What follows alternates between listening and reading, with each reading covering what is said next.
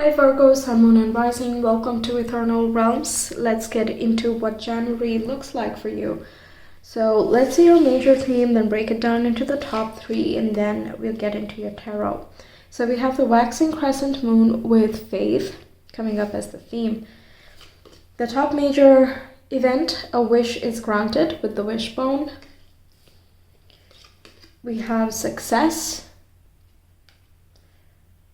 And finally, we have Peacock, which says, beware of great pride.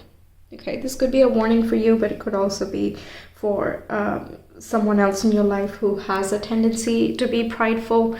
But definitely a wish is being granted here, and it looks like faith has worked. So some process where you've been just putting in the effort or putting in the time and resource is finally paying off.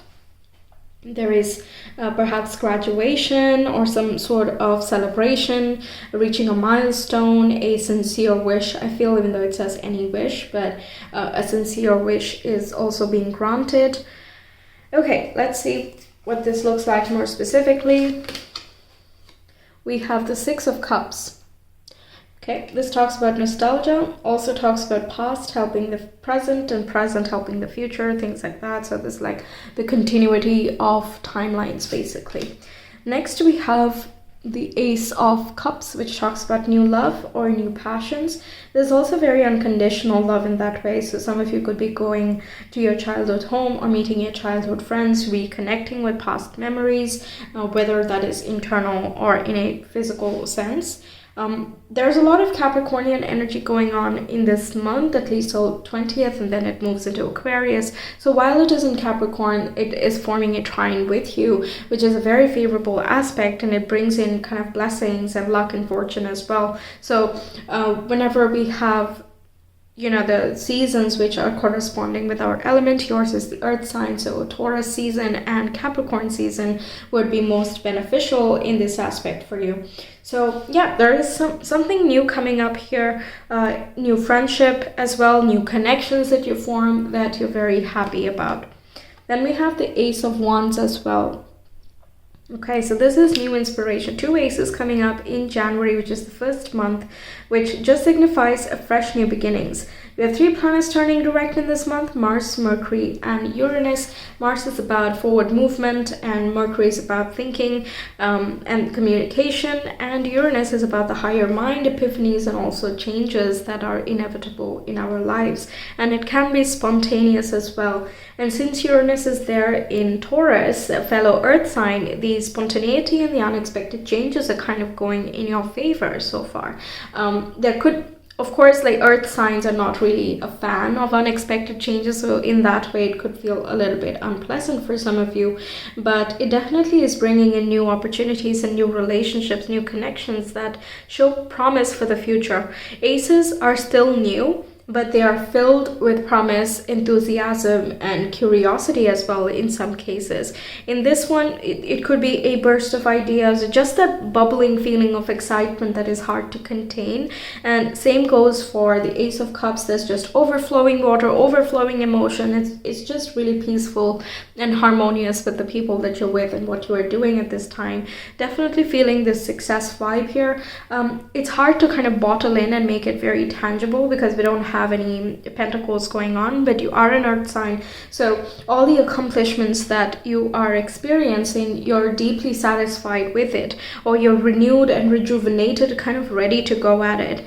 Six of Cups talks about learning from the past as well, so that you can kind of discern for yourself what you want to be repeating and what you want to be changing for the future. So it could be a time where you're changing course, or you're trying something new towards the end of the month, like mid to end of the month. You are shifting course in some way, but until that time you are reflecting and kind of seeing what has worked and what has not. There could be assessments of sorts. So if you're studying, then this could be your past work coming up for review and being examined and so on. But because we have aces, it looks like a fresh new beginning, and whatever you are doing at this time is likely to be successful. Okay, then we have Accept and Receive, which is a very feminine oriented card. It is about keeping your mind and heart open, which you are doing, and you're receiving a lot of gains from that. There's plenty of blessings and luck that surround you, of course. We have, of the two aces, one is feminine, one is masculine, so it looks quite balanced for you. Oh wow, okay, so the next card we have is Welcome the Divine Masculine. So once again, these two oracle cards as well are balancing each other out. It could be that you're meeting someone who is a counterpart, because we have both of these going on. So there could be someone that you meet. Also, the masculine energy, when it is not divine, when it's like imbalanced in some way, can show a lot of pride. So we could be dealing with a masculine figure, perhaps from the past, who has a tendency to be prideful, but does not have to be for everyone, of course. Depends on your circumstance. Apart from that, you're taking action on things that are inspiring. So the risk with the aces is that the ideas can come and go away. It's not very clear. It's just a feeling, it's an understanding, it's a knowing, and so on. But it's hard to kind of pin it down and be like, this is the idea, this is the plan. You know, it's hard to do that, and we need to sit with it and kind of work through that and see like, this one feels nice and exciting to me, so what could I do out of that, right? So I like that you are taking the ace forward and not letting it waft away, which is leading to more long-term success, okay? Divine Masculine takes action, and the Divine Feminine is making the space conducive to growth, is making action possible. It also allows for things to come in as they should naturally. There could be a reflection of patterns as well.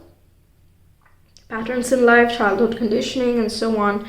Releasing of tendencies that were unconscious so far, or subconscious, and you are kind of coming into awareness, and you're understanding yourself and where you come from much better, and that provides you with a much stronger foundation for success now and in the long term. The Ace of Cups also corresponds with faith. You have very good instincts, intuition, and you can trust your heart, it looks like. For some of you, there could be someone from the past who's an ex coming around, and you know, there could be a renewal of the connection. But again, it depends. Like if you're people who are like exes are exes, that's it, that's done. Then there could be just a reconciliation of sorts, like forgiveness of the past and moving on with a fresh new slate. And for some of you who you know that it's someone who's really meant for you, then you know there could be a renewal of that relationship. We have Thumbelina, and we have Pretend. I'm getting some Leo vibe, you know, for some time. If you are a Virgo rising, then Leo is going to be in your 12th, and the 12th house is all about having faith and surrendering to the flow, kind of not holding on to anything. It's more spiritual and intuitive in nature as well. So there could be unconscious thoughts that come around. There could be some significant dreams as well that you get. Some ideas and inspiration through dreams can come in, or through meditation and introspection while you are reflecting. You could also, when you're looking back, kind of see how you were like displaying certain patterns or behaviors in the past, and now in retrospect it does not feel like you, or that there was a level of mask that you were putting on, and it was for the benefit of something based on your circumstance of that time. But now when you look back, you're like, yeah, that's not me, and I don't want to do that anymore. That's what it feels like. Because you're changing course in some way. With Thumbelina as well, it could be that you're feeling small or like a misfit or kind of alone. It could have been a thing of the past, and that's where the pretense comes in. Pretense is not really like faking it, so to say, but it can be skewing the behavior, and we all do that. That's what the ascendant is. So it can be talking about how you're not wanting to feel this way, so you put on that persona which is more inviting or approachable. But Thumbelina has this strength as well, that It can see the world in a different perspective. It has a different viewpoint, and that's what makes it very strong. It can make unlikely friends. It can kind of see the microcosms of things, what is happening inside and what's happening in the small scale. And by understanding the specifics of right now, it is able to kind of understand the bigger world. It also has a very wondrous idea of what the outside is like. So it says though certain masks, certain conditioning, things like that of the past are falling away, whether you consciously adopted them in the past or not, it is falling away, and it just makes you feel more unique and rejuvenated as well. You feel very ready to embark upon your new journey in this year. It looks like you're feeling optimistic about this time, at least in January. And yeah, this fresh new perspective is just really making a big difference. So aces are kind of the childlike, innocent, pure type of energy where it's like, wow, this is amazing, and look at that flower, and look at that light, and it's all very exciting and new. And for Thumbelina as well, everything is really big, everything is large and dramatic in its appearance. The way bird flying is like a spaceship almost. And a bee as well as like an aircraft of sorts. So everything is like, whoa, this is amazing, whoa, this is exciting, things like that. So all in all, you have that wow type of vibe going on this month. There can be new opportunities as well that come in, new connections and passions, attractions, things like that. There could be a real bond that you're forming with someone. Six of Cups also talks about friendships. So forming a relationship, a friendship with someone of the opposite gender is as well likely, or someone who's more initiative taking and is very driven and passionate about something. Things of that sort. You could be seeing peacocks, doves, and storks because these three birds are coming out. All right. So let's see your astrodigms. Virgos, please. After the month of January. We have Scorpio, Sun, and the 8th house. A lot of... All right, interesting. Purging, releasing of... things that are not authentically you. This can include subconscious programming, okay? So we are told that this is the correct behavior. Sure, maybe in that circumstance, maybe at that time, maybe at some situation, but not always. And that's what Scorpio tries to investigate. What we understand is this is the way it should be. Is that how it should be?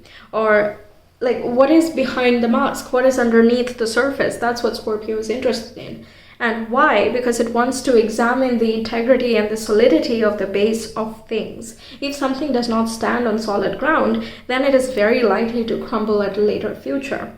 So if there are any intentions that are not known to you, not clear to you of yourself, like why do you do a certain thing, or why do you enjoy a certain thing, things like that, or what type of success do you want? What you are wishing for something, but why is it that you have such a great wish for it, and so on, then Scorpio is going to really dig into that and ask those questions.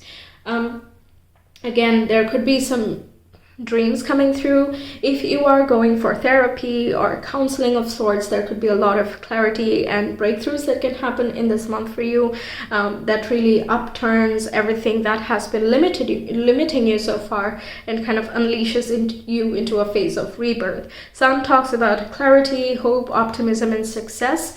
So definitely a blessed month overall. There is a lot of depth and intensity too, and it feels more exciting and thrilling that there is like a mysterious new journey that is about to unfold in the coming year perhaps, or in a particular sector of your life.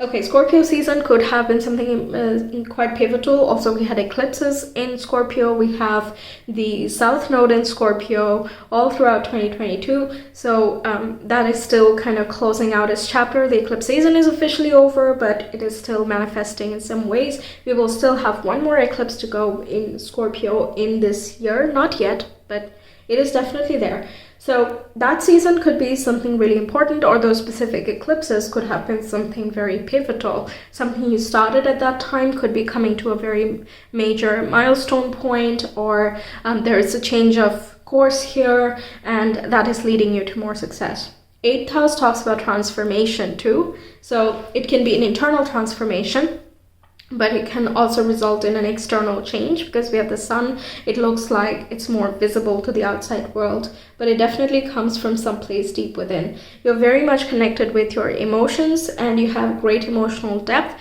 You're able to empathize and be compassionate with yourself. Again, you're giving yourself time and space wherever you need to. Okay, I don't see many forceful cards here, so I don't think you have, you know, too many deadlines or high pressure situations. So you're able to turn inward, kind of take on a more introspective stance if you want to. What else? 8th house definitely likes privacy, so does Scorpio. So it could be that you're keeping your emotions to yourself or you're sharing it with very close members. You're still feeling social, but I think there is more tact in the way that you are showing up. So let's say you are networking with people, then you know you're not going to start talking about your likes and dislikes and pet peeves and all of that, right? So there is a persona that needs to be put on, but through interactions, you're also understanding a great deal about yourself from your community and everything, basically everything. Okay, so that's what I have for you, Virgos. Thank you so much for being here. I really hope the reading resonated and that it helps you out. Let me know your thoughts, and if you want a personal reading, you can reach me via Etsy. The link is in the description box and the comment below. I will see you some other time. Until then, take care. Bye.